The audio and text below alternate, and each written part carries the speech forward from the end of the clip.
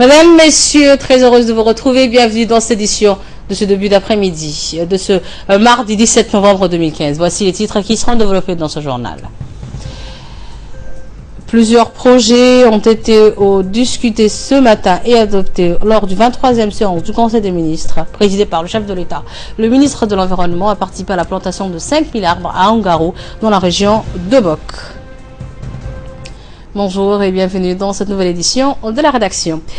Sous la présidence du chef de l'État, son Excellence Ismaël Omar Guelleh, la 23e séance du Conseil des ministres s'est tenue, était inscrite à l'ordre du jour de 7 questions. La première question est relative à une communication sur le bilan de la décentralisation et de la déconcentration présentée par le ministre de l'Intérieur. Le processus de décentralisation découle d'une volonté politique clairement affichée et ayant pour objectif d'approfondir la dynamique de démocratisation enclenchée. Sa mise en œuvre répond à une vision stratégique mûrement réfléchie formulée par le président de la République en 2000, au tout début de son premier mandat. Ce processus est passé par plusieurs phases. La première phase de 2000 à 2005, c'est la période de l'expérimentation et de la préparation du terrain avec la création d'un ministère délégué en charge de la décentralisation. Les instances locales de gestion et les conseils régionaux provisoires sont mis en place. Deuxième phase de 2005 à 2012. Cette phase est enclenchée par la tenue des premières élections locales de l'histoire du pays en mars 2006. La troisième phase de 2012 à 2016, c'est la phase des défis et des perspectives. Le constat général est que la décentralisation s'effectue à un rythme. En effet, les collectivités ne disposent de peu de moyens financiers et administratifs suffisants et autonomes. Elles sont dépendantes du gouvernement central et sont relationnelles peu active en matière de conduite d'action de développement économique et social. Le cadre national nécessite de nouvelles réformes concernant à la fois le transfert des compétences et des moyens humains et matériels ainsi que la fiscalité locale et financement des projets de développement. À ce jour, seuls les services de l'état civil et de la gestion des marchés du domaine public ont été transférés aux régions. La priorité se situe donc au niveau de la concrétisation du transfert de plus de pouvoirs et de compétences ainsi que les ressources humaines et financières vers les collectivités territoriales. Il faudra d'abord procéder à la révision du cadre juridique et réglementaire, l'harmonisation du texte sectoriel, axé ceux de la décentralisation. La seconde action se focalisera sur le renforcement des dispositifs institutionnels en matière de gouvernance locale. Le troisième champ d'action à développer sera articulé autour de la nouvelle initiative et de la communication. La deuxième question relative également à une communication présentée par le ministre de l'Enseignement supérieur sur l'état d'avancement du complexe universitaire. La rentrée universitaire 2015-2016 inscrit dans le cadre de la consolidation des filières d'excellence pour consolider l'éducation et l'emploi. 6 nouvelles licences appliquées ont été créées. Des nouveaux masters ont été également créés pour répondre aux besoins du marché. Au total, des étudiants à l'université est de l'ordre de 8614 étudiants. L'amélioration du niveau de l'enseignement passe aussi par la formation pédagogique des enseignements. Ces formations se feront dans certaines filières en continu et pour d'autres en alternance. La troisième question concerne un projet de décret portant organisation et fonctionnement du centre de formation des enseignants de l'enseignement fondamental. Ce projet détermine l'organigramme et les missions des différentes entités du centre qui constituent un instrument essentiel à la concrétisation d'une politique éducative visant à promouvoir une école de qualité. Ce texte fixe ainsi la stratégie sectorielle, structurelle plutôt, retenue et les dispositions majeures définies, un ensemble de directions et de services. La quatrième question est un projet d'arrêté portant affectation d'une parcelle de terrain au profit du ministère de l'Éducation nationale et de la formation professionnelle. Cette parcelle de terrain d'une superficie de 9000 m², 6 à Balbala Cher Ousmane, sera utilisée à l'implantation d'une équipe primaire. La cinquième question est un projet de décret portant agrément à l'exercice de la profession d'avocat. Il s'agit de Madame Ayane Hussein Hersi, qui est titulaire d'un doctorat en droit, remplit les conditions exigées par la loi pour être agréée à l'exercice à la profession d'avocat. La sixième question concerne un projet de décret portant nomination de 2 directeurs au ministère des Affaires musulmanes et de la Culture. Il s'agit de Monsieur Bachir Bileh Gelle et Monsieur Ilmi Nour Chama, sont respectivement nommés directeur général directeur général du Diwan et des biens Waqf et du directeur général du Diwan et de la Zakat. La septième question concerne un projet de décret portant nomination de Madame Mouna Younis Houch, administrative civile du deuxième classe, deuxième échelon du corps de l'administration générale. Madame Mouna Younis Houch est nommée directrice de la coopération internationale auprès des ministères délégués chargés à la coopération internationale. En fin de séance, le ministère des Affaires étrangères et de la coopération internationale a fait rapport au Conseil sur la participation du chef de l'État au 4e forum des pays arabes d'Amérique latine tenu à Riyad du 9 au 11 novembre 2015. Le ministre de l'Intérieur a quant à lui fait un rapport au Conseil sur sa participation au sommet de la Valette sur la migration tenu à Malte du 11 au 12 novembre dernier. Et enfin, le ministre des Affaires musulmanes a pour sa part fait rapport sur sa participation aux travaux de la 9e conférence islamique du ministère de la Culture tenue au Sultanat d'Oman du 2 au 5 novembre dernier. Autre actualité nationale de ce début d'après-midi, le président de l'Assemblée nationale, Mohamed Ali Ahmed, a reçu ce matin le nouvel ambassadeur de la République de Turquie, accrédité à Djibouti, M. Sadi Altinok. Première du genre, cette rencontre s'est déroulée au Salon d'honneur de l'Assemblée nationale en présence de Ilmi Moussa Hassan, président du groupe d'amitié interparlementaire djibouto-turc, d'Ismail Goulal Boudin, secrétaire général de l'Assemblée nationale, et de Mahdi Wabil Hassan, directeur de cabinet du président du Parlement. Le président de l'hémicycle national a d'abord souhaité la bienvenue dans les locaux du Parlement aux diplomates turcs et un très bon séjour à Djibouti dans le cadre de sa mission diplomatique. L'occasion était opportune pour les deux responsables de passer en revue l'excellence des relations bilatérales djibouto-turques, tout en rappelant les forts liens d'amitié et de coopération existants entre nos deux pays. Le président Mohamed Ali s'est félicité de l'excellence et de la qualité de ces relations qui sont, a-t-il dit, appelées à s'intensifier pour le bien et dans l'intérêt des deux pays et des deux peuples respectifs. Il a enfin remercié la Turquie pour tous les nombreux projets financés dans notre pays, ainsi que l'octroi des bourses d'études aux étudiants djiboutiens qui sont, a-t-il dit, les symboles forts de cette forte relation d'amitié djibouto-turc. Nous faisons une interruption dans notre journal pour l'appel de la prière à l'Asr. Je vous retrouve juste après. La journée nationale de l'arbre de la plantation, célébrée tout le 16 novembre de chaque année, célébrée hier à Djibouti mais aussi partout dans les régions de l'intérieur du pays, a été également célébrée dans la région de Bok avec la participation du ministre de l'Environnement, Mohamed Moussa Ibrahim Balala, accompagné d'une forte délégation de son département et des autorités de la région de Bok. Donc, ils sont rendus hier à Angarou pour participer à la plantation de 5000 plants de mangroves dans le secteur. À son arrivée, le ministre et sa délégation ont été accueillis par le préfet adjoint d'Angarou, Mohamed Ali, et la population d'Angarou qui vit essentiellement de la mer.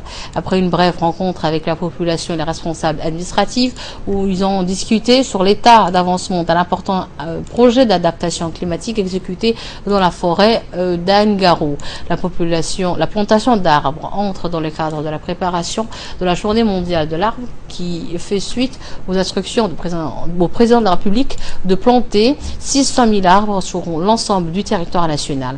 Les plants destinés au reboisement de la forêt de Angarou proviennent tous de 4 pépinières situées dans la forêt qui est très utile pour le bétail et la population du secteur. Déjà grâce au ministre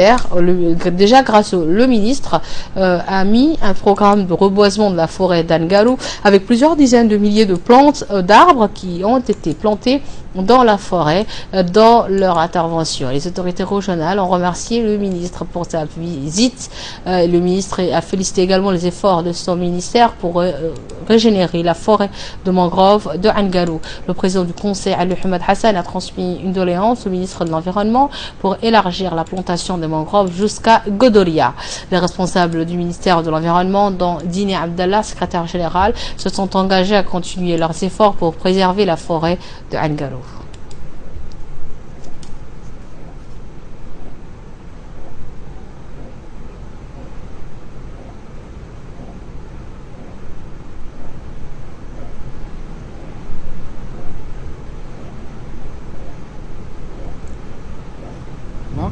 Son Excellence M. Mohamed Moussa Ibrahim Balala s'est rendu aujourd'hui dans la localité de Korangar pour participer au projet présidentiel de plantation de 600 000 arbres dans chaque région. Ici, nous, en tant que ministère de l'Environnement, ça fait déjà 2-3 ans que nous travaillons sur ce site, que nous avons commencé à planter les arbres. Aujourd'hui, dans le cadre de cette journée de plantation, nous avons procédé à la plantation de 5 000 arbres. Mais comme nous avons commencé ce programme depuis plusieurs années, nous avons déjà planté 110 000 arbres. Un autre point important pour la visite ministérielle, c'est le fait que lorsqu'on est venu ici au début du projet, faire l'étude pour le projet, et qu'on a demandé à la population pourquoi la forêt de mangrove était en train de dépérir, ils nous ont expliqué que c'était par manque d'eau de mer parce qu'il y a eu un phénomène d'ensablement. Donc nous avons prévu dans le projet de creuser un canal pour permettre à l'eau de mer d'entrer dans la forêt et de permettre d'alimenter les arbres en eau suffisamment pour que les arbres puissent grandir. Donc le ministre a visité les travaux de creusement de ce canal. Nous avons constaté que les travaux avançaient très bien, que c'est un grand canal large de 35 mètres, 1,50 m de profondeur. Donc nous pensons que lorsque les travaux de canal seront terminés, que la forêt va régénérer parce que la forêt aura accès à suffisamment d'eau. Donc c'est un projet très important pour la communauté de Korangar parce que cette forêt sert de réserve en période de sécheresse pour les animaux, notamment les chameaux, mais c'est aussi cette forêt qui permet aux petits poissons, aux crabes de se développer. Donc c'est un écosystème fragile qu'il faudra protéger, notamment dans le cadre maintenant du changement climatique. Tous les écosystèmes sont menacés par le changement climatique.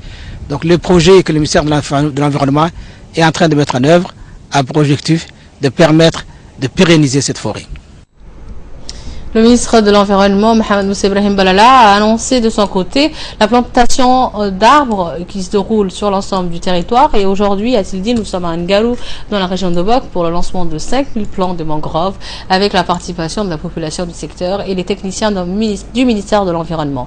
Nous prévoyons, a-t-il dit, de ramener le couvert végétal sur 200 hectares à Ngarou. Et nous avons réussi afin de favoriser la plantation d'arbres à notre population. À cause du changement climatique, a-t-il dit, la forêt est mauvaise et on est dans un état très... cette forêt, a-t-il dit, est d'une importance capitale pour l'alimentation du bétail, mais elle sert aussi aux activités génératrices de revenus pour la population du secteur. Nous allons, a-t-il dit, continuer le programme de plantation d'arbres sur l'ensemble du territoire national avec le soutien et la participation du ministère de l'Environnement, de l'Agriculture et de la Population, mais aussi des forces armées stationnées dans cette région d'Ngarou. Outre le lancement des plantations de 5000 plants de mangroves dans la forêt d'Ngarou, le ministre de l'Environnement, Mohamed Moussa Ibrahim Balala, a visité les sites du projet d'adaptation climatique autour de la forêt d'Ngarou. En premier lieu, le ministre et les responsables de la région, dont le préfet, le président du conseil régional ainsi que le préfet adjoint d'Ngarou, Ahmed, ont visité 2 périmètres agricoles à Guéréré où poussent les arbres dattiers. Par la suite, la délégation a constaté l'état d'avancement de construction d'un nouveau canal construit en régie par le ministère de l'Agriculture qui va alimenter la forêt de Ngarou. Ce canal permettra d'oxygénérer les mangroves et les autres essences et créera bien sûr des conditions favorables pour les petits poissons. À l'instar du reste du pays, la région d'Ikil a également célébré cette journée de plantation d'arbres, une journée qui a été consacrée pour planter des arbres dans les quartiers, dans les établissements publics, ou encore tout le long du corridor de la ville de l'Unité, avec la forte participation des autorités locales, dont le préfet de cette région de Dikil, Mohamed Cheikh Hassan, le président du conseil régional Abdelrahman Younis Arre, le sous-directeur du ministère de l'Agriculture Abdelrahman Omar Banjir et les différents responsables des services déconcentrés.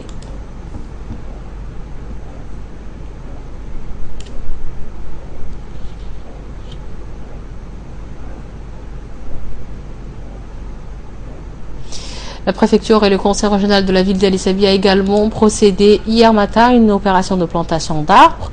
Le préfet de la région d'Ali Sabi, Mohamed Ouabra Assoui, le président du conseil régional Omar Ahmed Ouaïs, ainsi que la population de cette ville d'Ali Sabi ont participé massivement à cette journée totalement dédiée à la plantation d'arbres. Planter un arbre est une action noble et c'est une manière de prendre part à la protection de l'environnement. Ainsi, plusieurs arbres ont été plantés partout dans la ville d'Ali Sabi. L'opération Plus d'arbres, plus de vie constitue une réelle contribution à la protection de l'environnement. C'est ce qu'a noté, il fallait noter celle-ci lors de cette journée nationale de la plantation d'arbres du 16 novembre qui est initiée par le président de la République, son Excellence Ismaïl Omar Guelleh. Dans une interview, le directeur de l'agriculture de la région d'Ali Sabi, Abdebouh, nous a expliqué en détail cette opération nationale de la plantation d'arbres à Sidi qui va favoriser les plantations un peu partout à Djibouti-Ville, mais aussi dans les régions de l'intérieur du pays. L'association Abed a fait un grand geste humanitaire avec l'évacuation d'une petite fille pour des soins sanitaires qui est revenue samedi dernier après avoir subi des soins en Belgique. Cette opération a été un succès grâce à l'intervention de l'association belge Abed. Après avoir subi une opération du cœur qui a été un succès, la petite Fouzia est revenue samedi. Elle a été accueillie par ses parents et ainsi que les membres de l'association Abed. La petite, âgée de seulement de 2 ans et vivant à Balbala, a été prise en charge par l'ONG belge Chaîne d'Espoir grâce à l'intervention de l'association Abed de Belgique. Un accompagnateur médecin s'était déplacé spécialement à Djibouti le 9 septembre dernier pour amener la petite Reisso à l'hôpital de Saint-Luc en Belgique où elle a subi une opération de cœur le 17 septembre dernier qui a été un franc succès. Après l'intervention, la petite Reisso est revenue hier, donc samedi dernier, en compagnie du médecin Daniel Das. Elle a été accueillie par ses parents, mais aussi les responsables de l'association Abed. Le Conseil national de la société civile djiboutienne a organisé une conférence au cours de laquelle des experts ont intervenu sur diverses thématiques comme le rôle et la mission de la société civile, la contribution de la jeunesse dans l'acte citoyen ou encore la bonne gouvernance. Celle-ci s'est déroulée hier au Palais du Peuple. Ont participé à cette cérémonie tous les représentants et les membres de l'organisation de la société civile venus de la capitale ainsi que des régions de l'intérieur du pays et plus de 1700 associations se sont adhérées au Conseil national de la société civile djiboutienne. La conférence a été présidée par le maire de la capitale, du président du Conseil national de la société civile djiboutienne, du président de la commune de Balbala. L'objectif de cette conférence était de mettre en place une plateforme de rencontres, de discussions, de concertation et de débats entre les acteurs de la vie sociale. Au cours des 2 jours, des experts ont animé des ateliers qui se sont avérés riches d'expériences. Les participants ont profité de cette occasion pour connaître, s'appréhender ou encore d'échanger leurs expériences respectives. Qui a été nécessité par l'émergence des organisations de la société civile djiboutienne, même certes éparpillées, mais qui avaient besoin d'un certain dynamisme concernant le renforcement des capacités institutionnelles. On avait besoin de cette réorganisation, de cette rencontre ici, et je vous rappelle aussi que pour aujourd'hui, nous sommes à l'étape de la première initiative qui concerne l'Assemblée générale ici, tous présents. Donc après l'attentat à Paris, actualité à l'étranger notamment, après l'attentat à Paris du vendredi 13 qui a coûté à presque 129 personnes, qui a coûté la mort à 129 personnes et fait 352 de blessés, le président français François Hollande et le Premier ministre Manuel Valls ont observé hier une minute de silence en mémoire des victimes des attentats. Cette minute de silence a été respectée un peu partout en France. Le plus fort du deuil national, le temps fort plutôt du deuil national de 3 jours qui s'achève aujourd'hui en France. L'Université de Paris, la Sorbonne, symbole de la France, de la jeunesse et du savoir. C'est là que François Hollande et Manuel Valls ont observé une minute de silence en mémoire des victimes des attentats de vendredi. Cette minute de silence a été respectée un peu partout en France à midi. Temps le plus fort du deuil national des 3 jours. Place de la République aussi, des centaines de personnes ont observé le rituel de cette prière laïque. Et puis, sur les lieux même des attaques terroristes dans Paris, proches des victimes et anonymes se sont rassemblés et ont fait silence comme le reste de la France la mi-journée. À l'étranger, la minute de silence a été respectée au quartier général de l'OTAN à Bruxelles et par les leaders de G20 à Antalya en Turquie.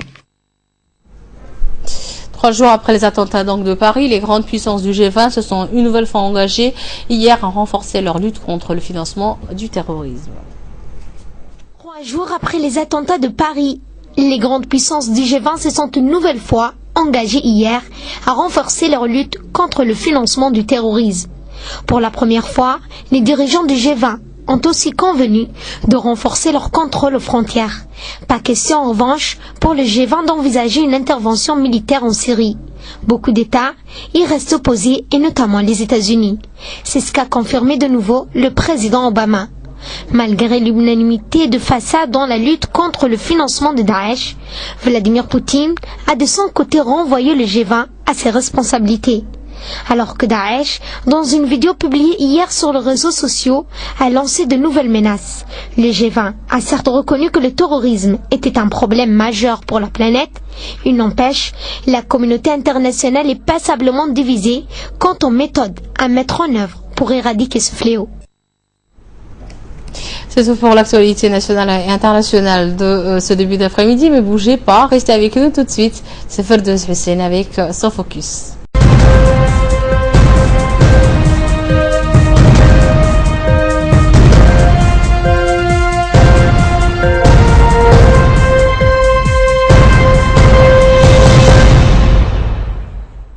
Nous revoilà ensemble pour ce focus d'après-midi. Ferdouz Hussein nous a rejoint sur ce plateau. Bonjour Ferdouz. Bonjour Choukri, très heureuse de te retrouver. Aussi Ferdouz, bienvenue.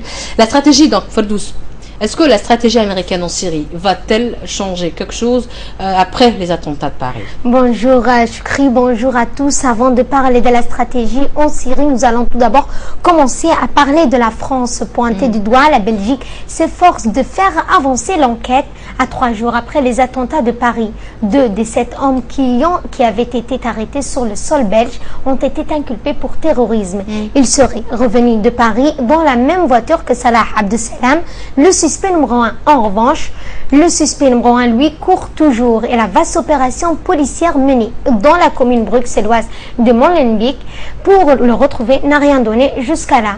Salah Abdeslam, un Français résident en Belgique, a loué une des voitures utilisées par les tueurs. L'un de ses frères, Ibrahim, s'est fait sauter vendredi soir dans l'Est parisien. L'autre, Mohamed, a été relâché par la police. Il a un alibi sûr et n'avoir aucun lien ni avoir eu de contact avec le fugitif. L'enquête progresse néanmoins et l'on connaît désormais l'identité des 5 des 7 kamikazes qui ont ensanglanté Paris. Parmi eux, Sami Amimour, un Français suivi pour radicalisation et mis en examen en 2012. Figurait aussi parmi les kamikazes un Syrien, Choukri, rentré en Europe avec un groupe de migrants. Bien sûr, il est rentré par la Grèce. Voilà, mais son passeport retrouvé au Stade de France pourrait être un faux. C'est ce qu'on ignore. Et concernant ta question sur la stratégie américaine, est-ce qu'elle va changer à Washington? L'attaque de Paris et la menace que représente le groupe État islamique ont rouvert le débat sur la stratégie américaine en Syrie. Les frappes aériennes sont-elles suffisantes? Les États-Unis devraient-elles déployer des troupes au sol? Est-ce ce que réclament les républicains? Mais Barack Obama, il reste sourd de toute façon face à ces appels. Il faut rappeler également, Ferdouz, que la France a frappé à Raqqa en Syrie. Oui, elle a frappé à Raqqa. En 48 heures, ils ont fait... Voilà, et notamment, ils ont fait des victimes civiles. C'est ce qui choque. Ça s'appelle en droit international les représailles. Elles sont permises, mais pas à l'encontre des civils. Il faut qu'il y ait des attaques qui ont été perpétrées pour que l'autre partie puisse lancer des contre-offensifs. Bien sûr. Mais pour en ce qui concerne le droit en ce moment et avec le terrorisme et le Daesh en même temps, ils appellent ça comment dire en droit international, c'est ce qu'on appelle Le contre-offensive, Si, c'est ça, bien les sûr. représailles. Bien sûr. Et concernant toujours notre sujet, la préférence de l'administration Obama pour une solution politique plutôt qu'à l'escalade militaire, elle est largement soutenue par les experts en politique étrangère. Par ailleurs, 23 des gouverneurs, presque tous républicains, ont pris des mesures afin d'empêcher les réfugiés syriens de s'installer dans leurs États.